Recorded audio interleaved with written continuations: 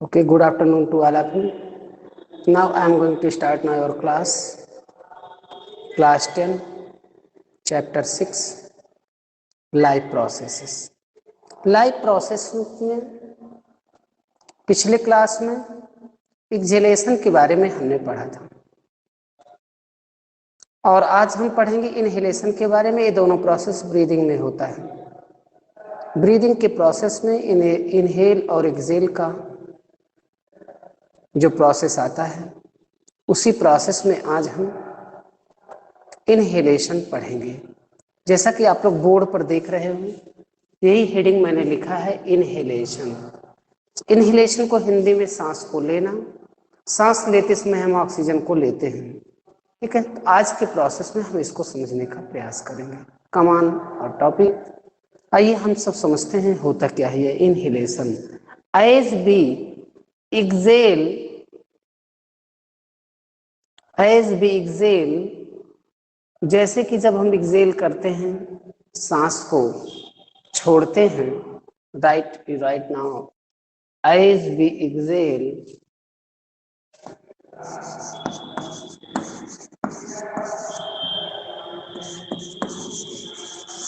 As we exhale, rib relax. और उसमें क्या था, जो रिब थी उसमें दूसरा प्रोसेस था, रिब रिलैक्स। जो रिब होती है वो क्या हो जाती है, rib relax.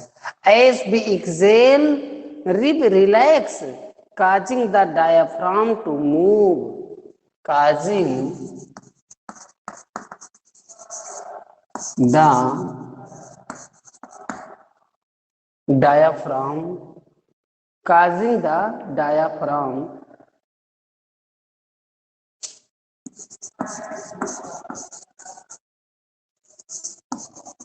causing the diaphragm, causing the diaphragm, as we exhale, relax, causing the diaphragm to move upward, to move upward।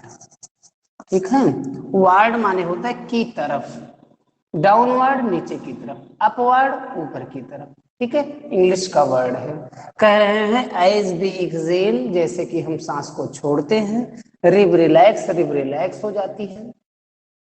Causing, कारण क्या, देखिए जब ऐसे भी जब हम सांस को छोड़ते हैं तब बिल्कुल रिलैक्स हो जाते हैं। सांस को लेते हैं, जितना देर सांस अंदर रहती है उतना देर हम रिलैक्स नहीं रहते।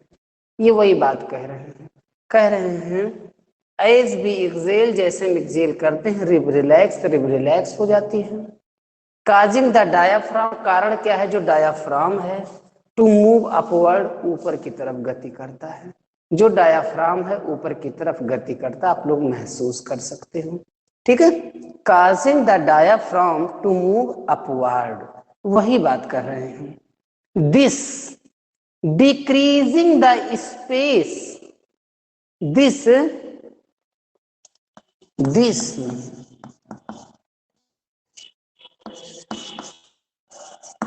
decreasing the space,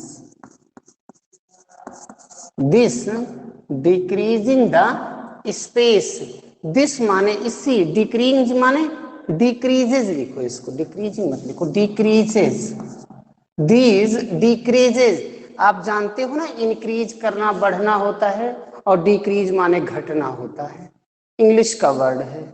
वही कह रहे हैं, दिस डिक्रीज द स्पेस, जो स्थान है वो कम हो जाता है, इन आउट चेस्ट कैविटी, इन out chest cavity, chest cavity का स्थान जो है क्या हो जाता है, कम हो जाता है। बहुत अच्छे से समझ में आ रहा होगा, बहुत धीमे धीमे मैं पढ़ा रहा हूँ, बहुत आराम से पढ़ा रहा हूँ, क्योंकि ये मैकेनिज्म एक बार समझ में आ गया तो जीवन भर नहीं भूलेगा, और नहीं समझ में आए तो आएगा भी नहीं।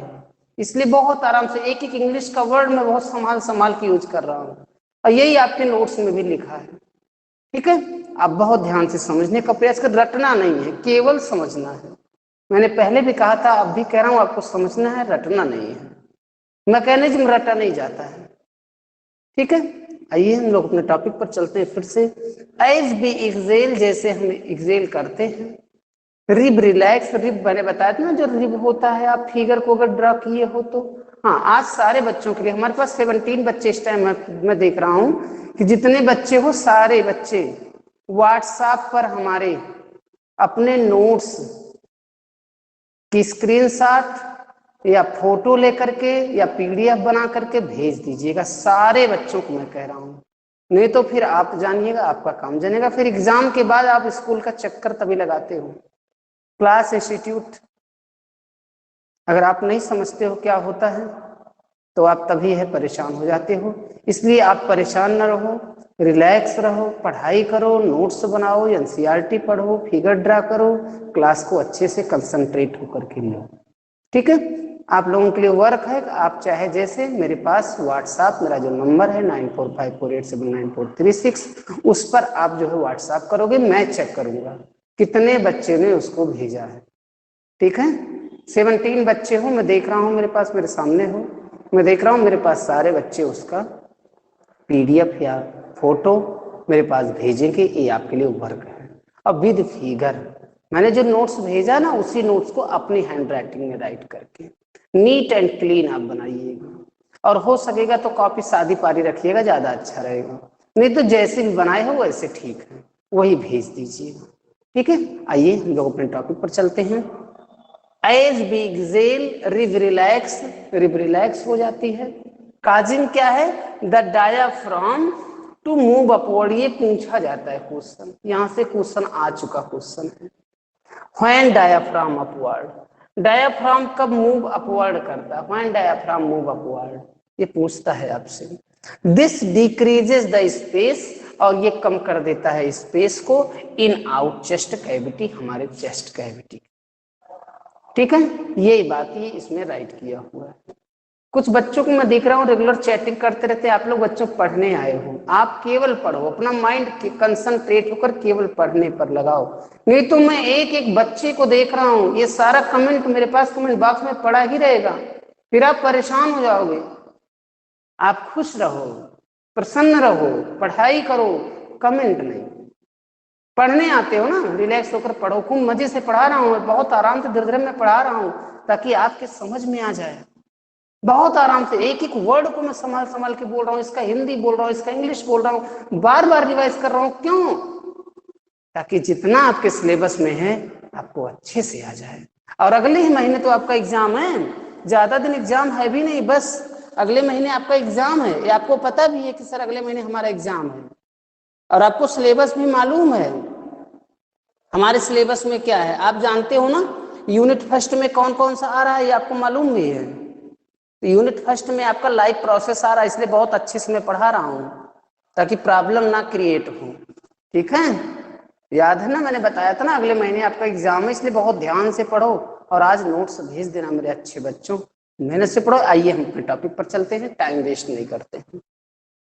एज भी एक्सेल, जैसे हम एक्सेल करते हैं। रिब रिलैक्स, रिब रिलैक्स होती है। काजिंग द डायाफ्राम, कारण क्या है? Diaphragm to move upward, move करता है ऊपर तरफ। वैसे इंग्लिश के टर्म को भी हम हिंदी में बता देते हैं, इंग्लिश वाला आप खुद सर्च कर लिया करो, चाहे गूगल से, चाहे क्रोम से, चाहे गूगल गुरु से, कहीं से भी आप सर्च कर लिया करो, या भार्गव डिक्शनरी से, ऑक्सफोर्ड डिक्शनरी से। मैं आपकी सहूलियत के लिए खाली बताता हूँ, और मैं दोनों में प्रयास कर रहा हूं बताने का। बहुत शुद्ध हिंदी, बहुत शुद्ध इंग्लिश बोल रहा हूं ताकि सबके समझ में अच्छे से आ जाए। अपने हाथ से मैं इसको लिख रहा हूं ताकि आपके समझ में आए।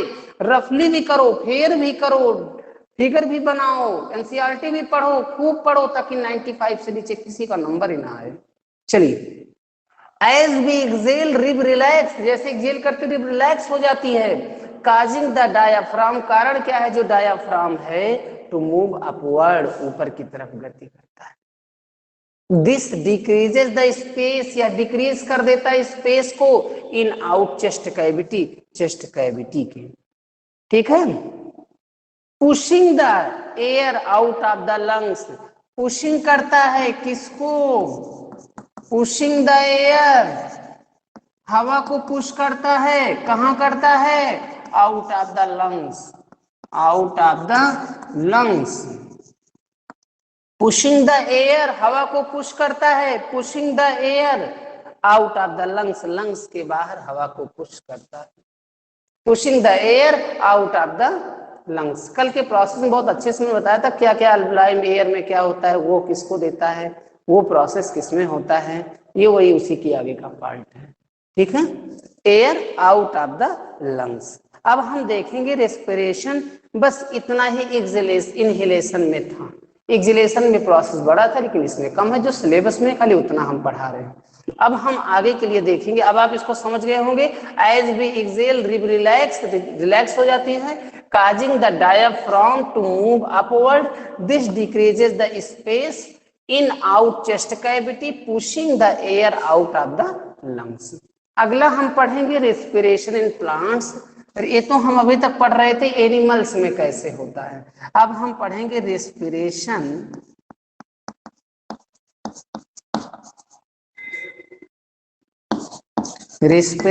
इन प्लांट्स, पौधों में कैसे रेस्पिरेशन होता है। ठीक है, रेस्पिरेशन जो सिलेबस में खाली उतना ही मैं पढ़ा रहा हूँ, बहुत रिलैक्स पढ़ा रहा हूँ, सिलेबस वाला ही। चलिए, रेस्पिरेशन इन प्लांट्स। नहीं तो पता चलता है सर ने पढ़ाया बहुत सारा है और उसमें से मिला कुछ नहीं, क्योंकि सर ने तो सिलेबस नहीं पढ़ाया, तो इसलिए मैं केवल सिलेबस पढ़ा रहा हूं ताकि उसी में तो सारा मिल जाए। हाँ, कभी कभी एग्जाम होता है ना, तो बच्चे कहते हैं सर ने तो लिया बहुत सारे पीरियड थे, समझाया सर ने बहुत था, लेकिन एग्जाम में पता नहीं कहां से आया। ऐसे नहीं, हम आपको वही पढ़ाएंगे जो आपके सिलेबस में है, और जो सिलेबस में है वही एग्जाम में आना है। ठीक है, चलिए, respiration in plants. Respiration in leaves में किसके द्वारा होता है, पहला है क्वेश्चन यहां से जरूर आता है, respiration in leaves. Respiration in leaves, पत्तियों में रेस्पिरेशन किसके द्वारा होता है, थ्रू स्टोमेटा। आप जानते हो ना, pore like structure found on the leaves, that we say that we can say that stomata, tiny pore like structure found on the leaf, this pore like structure is called stomata। ठीक है, इसी को stomata कहते हैं। Respiration in plants किसके द्वारा होता है, थ्रू स्टोमेटा। Through stomata. कितने अच्छे से पढ़ा रहा हूं, कितना रिलैक्स पढ़ा रहा हूं, समझ में सब आ रहा होगा। दूसरा है बच्चों respiration in green plants. Respiration in green plant. अच्छा, ग्रीन प्लांट्स में किसके द्वारा होता है, ग्रीन स्टेम लिखो, वो तो प्लांट हो गया, चूंकि लीव्स भी पार्ट था ना उसी ट्री का, तो ये भी ट्री का ग्रीन हम लिख देंगे।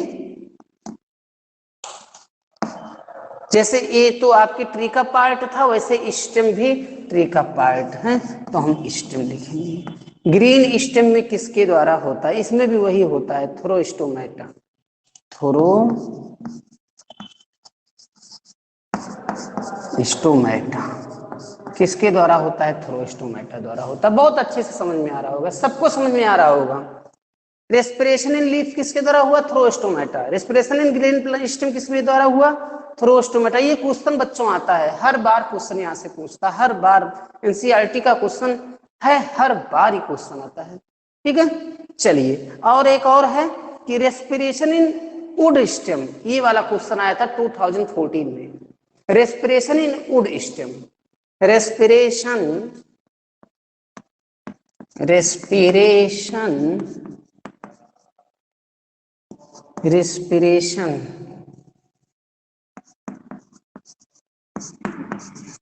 इन वुड स्टेम, इसमें किसके द्वारा होता है, वुड स्टेम में किसके द्वारा होता है, थ्रू लेंटिसेल। किसके द्वारा होता है, थ्रू लेंटिसेल। थ्रू लेंटिसेल इसमें होता है, लेंटिसेल जिसके द्वारा होता है, थ्रू लेंटिसेल। ठीक है, थ्रू लेंटिसेल। आप एक बार चैट करके मुझे बताओगे क्या सबकी समझ में अच्छे से आ रहा है। Write down in chat box, I want to check your chat box please. Write down in chat box. अच्छे से समझ में आ रहा है? Yes yes yes yes yes yes. सारे बच्चे कम चैट बॉक्स में चैट करके बताइएगा सबके समझ में आ रहा है। Very very thanks to all of you. सारे बच्चे चैट करोगे। अब मैं चैट करने को बोल रहा हूं मेरे बच्चों, तब नहीं करते हो। जब नहीं कहता हूं तो चैट करते हो। अब मैं कह रहा हूं ना, चैट करो, चैट करो मेरे बच्चों, चैट करो, चैट करो, ताकि मैं समझ सकूं सबके समझ में आ रहा है। ठीक है। जो बच्चे क्लास कम ले रहे हैं वो बच्चे यूट्यूब पर देखते हैं। मैं अक्सर देखता हूं कि वो लोग यूट्यूब पर लगे रहते हैं। ठीक है, यूट्यूब देखो, खूब देखो, मैं नहीं रोक रहा हूं, लेकिन अपना क्लास क्लास होता है। हम लाइविंग क्लास चला रहे हैं, आप इसको देखिए, अच्छे से समझ में आ रहा, मैं देख रहा हूँ। ठीक है, नोट्स बहुत अच्छा, बहुत प्योर नोट्स मेरे बच्चों बन रहा। मैं अपनी तारीफ कैसे करूं आप लोगों की तारीफ कि आपका नोट्स बहुत अच्छा बन रहा है, नोट्स बहुत क्लियर है। ठीक है, आइए फिर से एक बार। ठीक है, दो कितनी बार मैं रिवाइज करता हूँ मेरे बच्चों, अगर आप ध्यान से सुनो तो आपको याद हो जाएगा। और जो बच्चे क्लास में, उनको कह दो क्लास ले, कम से कम बायो में तो अच्छे से हो जाए। बायो ये लेसन आपका खत्म हो जाएगा तो मैं अगला चैप्टर लेकर और कोई सब्जेक्ट आऊंगा, वो भी तो ऐसे ही समझाऊंगा। लेकिन पहले क्लास तो लो मेरे बच्चों। आइए फिर टॉपिक पर चलते हैं। Inhalation, as we, exhale, rib, relax. क्यों रिलैक्स होती है? यहां से क्वेश्चन आता है। The diaphragm to move upward. ठीक है, दिस डिक्रीजेस द स्पेस, और ये डिक्रीज कर देती स्पेस को इन out chest cavity, pushing the air out of the lungs. NCERT इसलिए इंग्लिश में लिख रहे हैं। आगे चलेंगे। रेस्पिरेशन इन प्लांट्स, ये समझ में आया है सबको। रेस्पिरेशन इन लीव्स में सर किसके द्वारा होता है? स्टोमेटा के द्वारा होता है। रेस्पिरेशन इन ग्रीन स्टेम किसके द्वारा होता है सर? स्टोमेटा। स्टोमेटा क्या है सर? पोर लाइक स्ट्रक्चर है सर, जो लीफ पर हमारे पाया जाता है, टाइनी होता है, छोटा होता है। ठीक है sir. Respiration in would stem में किसके द्वारा होता है सर? ये तो लेंटिकुलर के द्वारा होता है। ठीक है, आज मैंने इतना ही तो आपको बताया है। अब ह्यूमन सर्कुलेटरी सिस्टम बताएंगे। आगे है ह्यूमन सर्कुलेटरी सिस्टम। आप रफ और कॉपी लेकर के बैठा करो मेरे अच्छे बच्चों, ताकि आप लोगों के समझ में आ जाए। ठीक है, चलिए नेक्स्ट लिखेंगे ह्यूमन सर्कुलेटरी सिस्टम। ह्यूमन बहुत सरल है। सरकू, बहुत बच्चे कहते हैं बहुत कठिन है सर, हम कहते हैं बहुत सरल है। Human circulatory system, human circulatory. Human में सर्कुलेशन कैसे होता है? सर्कुलेशन किसका होता है सर? ब्लड का होता है। ठीक है, अच्छा ब्लड किसको सर्कुलेट करता है सर? वो तो ऑक्सीजन और कार्बन डाइऑक्साइड का भी ट्रांसपोर्टेशन करता है। हाँ करता है। किसके माध्यम से करता है सर? अरे उसमें वेन्स होता है सर, और क्या होता है? आर्टरी भी होता है सर। हम सब इसी के बारे में पढ़ेंगे इसमें, और खूब मजे से पढ़ेंगे। ठीक है, चलिए पहला ब्लड आपको बता दूं, ये ब्लड क्या है। मैंने एक दिन कहा था उनकी क्लास में, blood is a complex liquid material, लेकिन हम आप इसको बहुत होल पढ़ाएंगे। प्लाज्मा है, रेड ब्लड का सेल्स है, रेड ब्लड सेल्स है, व्हाइट ब्लड सेल्स है, और आपका प्लेटलेट्स है, पूरा होल उसी के बारे में बताएंगे। बहुत मजे से हम पढ़ाएंगे। आइए ब्लड शुरू करते हैं। ब्लड क्या होता है? ब्लड को बहुत अच्छे से हम समझने का प्रयास करते हैं। आइए ब्लड, सबसे पहले आप देखिए ब्लड। ब्लड का बड़ा महत्व है हमारे शरीर में, और ब्लड में होता है हीमोग्लोबिन, बहुत महत्व।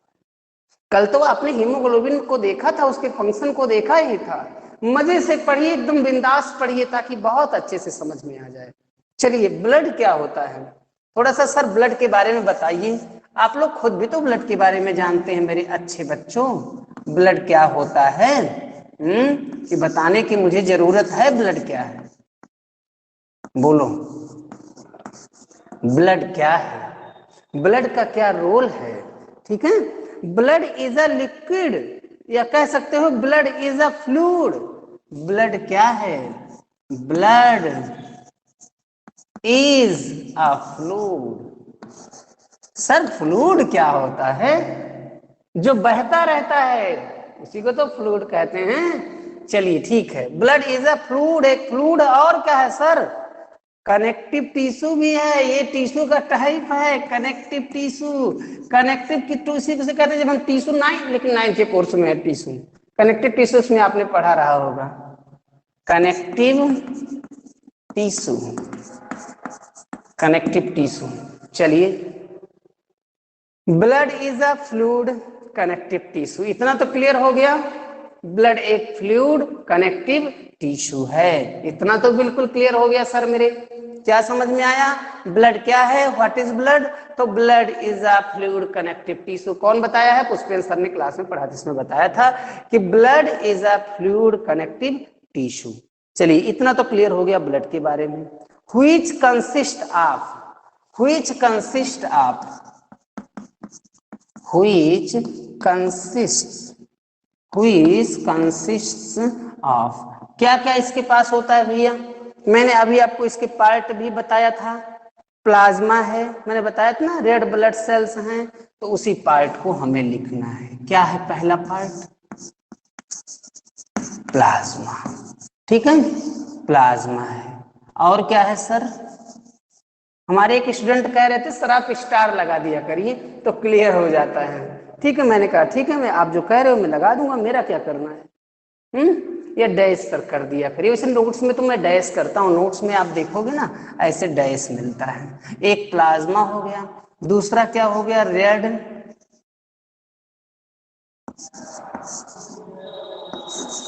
ब्लड सेल, दूसरा क्या हो गया?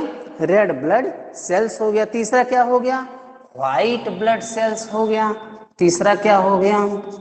White blood cells, white blood cells हो गया। चलो चौथा क्या हो गया सर? Platelets, platelets. चलिए सर चार तो आपने बता दिया, हाँ बता दिया, चार प्लेटलेट्स, ठीक है, चारों सर आपने बता दिया प्लेटलेट्स। अब याद नहीं करना पड़ेगा, आपसे कोई पूछेगा पुष्पेंद्र सर ने आज क्लास में क्या बताया, बता सकते हो? इनहेलेशन बताया था सर ने। सर ने तो क्लास में प्रेशर कैसे होता है वो भी बताया था। हाँ उसके बाद सर ने क्या बताया? उसके बाद तो सर वही ब्लड पढ़ा रहे थे, वही ब्लड के बारे में तो कह रहे थे। क्या कह रहे थे? Blood is a fluid connective tissue sir ने कहा। अब ब्लड के चार भाग भी सर ने बताया। कौन कौन से बताया? अरे सर ने तो कहा पहले प्लाज्मा है, दूसरे पे कहा रेड ब्लड सेल्स है, तीसरे पे कहा व्हाइट ब्लड सेल्स है, और चौथा सर ने तो कहा प्लेटलेट्स। अच्छा ये बताओ कि भैया चलो प्लाज्मा क्या होता है? प्लाज्मा थेरेपी, अभी जब कोरोना चला था ना तो बार बार आता था प्लाज्मा थेरेपी। ये प्लाज्मा थेरेपी क्या होता है? ये प्लाज्मा थेरेपी क्या होता है? बार बार आता था। ठीक है, हम पहले प्लाज्मा पढ़ेंगे, प्लाज्मा क्या होता है, ठीक है। चलिए अब हम इसको मिटाएंगे, मिटाने के बाद तब प्लाज्मा स्टार्ट करेंगे। ओके, इसमें हम शुरू करेंगे। आप लोग इसको पूरा कॉपी में लिखते चला करिए बच्चों, ताकि आपके समझ में सबको अच्छे से आ जाए। ओके, चलिए सबसे पहले मैं आपको पढ़ाऊंगा प्लाज्मा। प्लाज्मा क्या है बहुत आराम से पढ़ा रहा हूं। अब जिसको समझ में नहीं आएगा, जिसको अब भी रटना पड़ेगा, बेकार है उसकी पढ़ाई। रटना किस बात का सर? आपने तो इतना अच्छा बताया, हम रटेंगे ही नहीं। प्लाज्मा क्या होता है यही तो मेरा प्रश्न है। प्लाज्मा क्या है? It is the fluid, it is a fluid medium. ये भी कैसा होता है? It is a fluid medium. अच्छा ये भी फ्लूइड मीडियम है। अच्छा भाई फ्लूइड मीडियम है ये कह रहे हैं। चलो सर ने बताया है it is a fluid medium, ठीक है। और क्या है? और क्या करता है? इसका काम वाम क्या है? फ्लूइड मीडियम तो मैं भी जानता हूँ, जब ब्लड है तो फ्लूइड रहेगा ही, तभी तो बह रहा है। लेकिन इसका और भी तो कुछ काम होगा। हाँ और भी है। It is a fluid medium है तो फ्लूइड मीडियम है। दूसरा व्हिच सेल्स आर सस्पेंडेड, जिसके सेल्स कैसे होते हैं? इट इज अ, पहला पॉइंट है it is a fluid which cells, which cells, जिसके cells are suspended, are suspended. वो तो सबके सस्पेंड होते रहते हैं, जब काम उसका काम नहीं होता है तो उसको बदल के दूसरा आ जाता है। ये तो बदलता रहता है ना। ब्लड तो आप लोग जानते हो ना, ब्लड बहता रहेगा बनता रहेगा, बहता रहेगा बनता रहेगा, तो वही बात ये कर रहे हैं। ठीक है। It is a fluid medium which cells are suspended, ठीक है कोई बात नहीं। दूसरा क्या है, इट ट्रांसपोर्ट फूड। अच्छा भाई इसका फंक्शन है, बड़ा अच्छा तो फंक्शन है। क्या करता है ये, ट्रांसपोर्ट, किसको भैया ट्रांसपोर्ट करता, फूड को ट्रांसपोर्ट करता है, हम तो जानते ही नहीं थे। ये कह रहे हैं इट ट्रांसपोर्ट फूड, और किसको करता है ये सर, कार्बन डाइऑक्साइड को भी करता है। कार्बन लिख दो, पूरा लिख दो, कार्बन डाई ऑक्साइड। अच्छा हम तो जानते ही नहीं थे। इसका फंक्शन मेरे बच्चों अलग से आता है, इसका फंक्शन ये अलग से आता है, इसलिए मैं इसको पॉइंट वाइज में करके लिखा रहा हूं, तभी ताकि आपके समझ में अच्छे से आ जाए, एग्जाम में आप इसको लिख सको। ठीक है चलिए, it transport food, carbon dioxide, और किसको करता है, एंड नाइट्रोजिनस वेस्ट, और किसको करता है, नाइट्रोजिनस वेस्ट। अच्छा भाई हम तो जानते नहीं थे कि नाइट्रोजनस वेस्ट जो होता है इसको भी ये करता है, हमको तो मालूम ही नहीं था। हाँ ये भी करता है, क्या करता है, ट्रांसपोर्ट फूड करता है, कार्बन डाइऑक्साइड करता है, और क्या करता है, नाइट्रोजनस वेस्ट करता है। ठीक है, अब आगे हम अगले पार्ट में देखेंगे, जो हमारा अगला है क्या है, रेड ब्लड सेल्स। थोड़ा सा हम पढ़ेंगे रेड ब्लड सेल्स। ये अगर समझ में आ रहा है इसको रिवाइज करना चल रहा है। ठीक है, बहुत आराम से मेरे बच्चों में पढ़ा रहा हूँ, सबके समझ में आ रहा होगा, बहुत धीरे धीरे पढ़ा रहा हूँ। एक एक चीज जो एक दिन में मैं खत्म करूँ आपको याद हो जाए, और अगर दोबारा आप देखना चाहो तो यूट्यूब पर जाकर देख लो। बस थोड़ा सा सब्सक्राइब करवाइए खूब ढेर सारे बच्चों का, सारे स्टूडेंट्स के पास भेज दीजिए, हमारे पुष्पेंद्र सर कितना रिलैक्स पढ़ा रहे हैं, जरा देखो एक बार इसका इनका क्लास ले लीजिए, बस याद करने की जरूरत ही नहीं है। नोट्स चाहो तो सर लिखते हैं वही बना भी सकते हो। अच्छा इतना अच्छा है, तब तो भैया मैं तो सब्सक्राइब कराऊंगा, फिर तो मैं एक एक बच्चे 10-10 लोगों को करा दूंगा। भाई जब सर मेहनत करें तो हम भी तो मेहनत करेंगे, क्योंकि सर को तो यूट्यूब से कुछ मिलता नहीं है, हम ही लोग तो उनको सब्सक्राइब करेंगे, सर खुश रहेंगे। चलिए तो ठीक है, लाइव प्रोसेसेस, लाइव प्रोसेसेस में हमने कहा रेड ब्लड सेल्स। अब आपको क्या पढ़ाएंगे, रेड ब्लड सेल्स। क्लास तो खुशी खुशी हम लोग पढ़ेंगे, ये भार स्वरूप हम थोड़ी ना पढ़ेंगे। अच्छे से सर मजे से पढ़ा रहे हैं, हम मजे से पढ़ रहे हैं। ठीक है चलिए रेड ब्लड सेल्स देखते हैं। ये रेड ब्लड सेल्स क्या होता है sir, red blood cells contains haemoglobin. Red blood पूरा लिख देते हैं, रेड ब्लड सेल्स कंटेन, क्या कंटेन करता है, हीमोग्लोबिन करता है। हीमोग्लोबिन की स्पेलिंग थोड़ा सा कठिन है,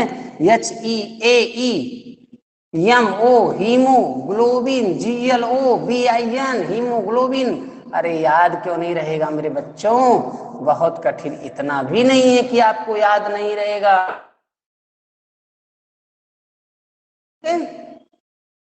हीमोग्लोबिन जो क्या रखता है, हीमोग्लोबिन रखता है। और हीमोग्लोबिन का क्या फंक्शन होता है भैया, हीमोग्लोबिन का क्या वर्क होता है, हीमोग्लोबिन का क्या कार्य होता है। अच्छा कल तो सर आपने बताया था क्या कार्य होता है, क्या कार्य होता है, red blood cells contains haemoglobin, red blood cell haemoglobin को रखती है। व्हिच, व्हिच क्या करती है,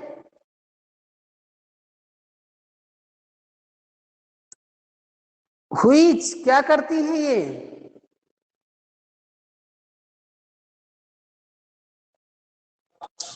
अरे भाई क्या करती है, इसका काम क्या है, व्हिच क्या करती है, कैरीड, क्या कैरीड करती है, क्या लाती है ये, अरे कुछ आप लोग भी बता दो। Red blood cells contains haemoglobin which carried, क्या कैरीड, ऑक्सीजन, क्या लाती है, ऑक्सीजन लाती है। और कहां से लाती है, फ्रॉम द लंग्स। आपको याद आया होगा, कल ही तो मैंने इसको पढ़ाया था, कहां से लेकर के आती है, from the lungs, from lungs, यहां ही लिख दो, फ्रॉम लंग्स, कहां से लेकर के आ रही है, फ्रॉम लंग्स से लेकर के आ रही है sir, to all the cells of the body, to all the cells of the body, शरीर के सारे भागों में सर लेकर के आ रही है। कल के तो क्लास में आपने बताया था। अच्छा भाई, चलो फिर से देख लेते हैं। रेड ब्लड सेल्स क्या होता है sir? Red blood cells contains, जो रेड ब्लड सेल के पास होता है हीमोग्लोबिन। अच्छा, हीमोग्लोबिन कहाँ पाया जाता है? रेड ब्लड सेल्स में पाया जाता है। अच्छा, हीमोग्लोबिन का क्या फंक्शन होता है? इट कैरीड ऑक्सीजन, ये ऑक्सीजन लाती है। अच्छा, ऑक्सीजन कहाँ से लाती है? ये तो लंग्स से लाती है। कौन लिखाया था? सर ने लिखाया था। क्लियर हो रहा ना सबको? मजे से पढ़ने आ रहा ना? खूब मजे से आप पढ़िए। चलिए, सेल्स ऑफ द बॉडी। अब है व्हाइट ब्लड सेल्स। अगला हमारा क्या है? White blood cells. इसको हम लोग अगले दिन की क्लास में पढ़ते हैं। हेडिंग डाल के छोड़ते हैं, white blood cells. White blood cells ये होता क्या है? व्हाइट ब्लड सेल्स बहुत सिंपल है। व्हाइट ब्लड सेल्स, ठीक है, बहुत आराम से पढ़ा रहे हैं। जब रिवीजन क्लास चलेगा तो तेज लेकर के चलेंगे, ठीक है। अभी तो हम आराम से इसलिए पढ़ा रहे हैं ताकि सबके समझ में आ जाए, सबके समझ में अच्छे से आ जाए, ठीक है। क्या सबके समझ में जितना मैंने पढ़ाया आज उतना पूरा आ गया है? All of you right in chat box. Okay, very very thanks. हमारे सारे बच्चे थैंक बोल रहे हैं। वेरी वेरी थैंक्स, बहुत अच्छा मेरे बच्चों, सबके समझ में आ रहा है। सबका नंबर आएगा बायोलॉजी में पूरा। लाइव प्रोसेस में एक भी नंबर कटना नहीं चाहिए, बता दे रहे हैं पहले से ही। एक भी नंबर किसी का कटना नहीं चाहिए लाइव प्रोसेस में। और इसके बाद नेक्स्ट आएंगे मोशन लेकर। मोशन, अच्छा 9th में क्या आप में कौन सा क्लास है? मोशन, मोशन मोशन आप में है? नहीं, मोशन आप में नहीं, वो 9th में है, ठीक है। केमिकल रिएक्शन एंड इक्वेशन इसके बाद आएंगे लेकर के, नेक्स्ट आएंगे, ठीक है। आप कुल मिला के आप अच्छे से पहले राइट प्रोसेस को समझो। मुझे लगता है सबके समझ में बहुत अच्छे से आया होगा, बहुत अच्छे से आया होगा, बहुत अच्छे से आया होगा। Very very thanks. आप इसको रिवाइज करते रहिए, आप इसको पढ़ते रहिए। जो ना समझ में आए फिर से जाकर के वीडियो को आप लोग देखते रहिए। Very very thanks to all of you. That's all.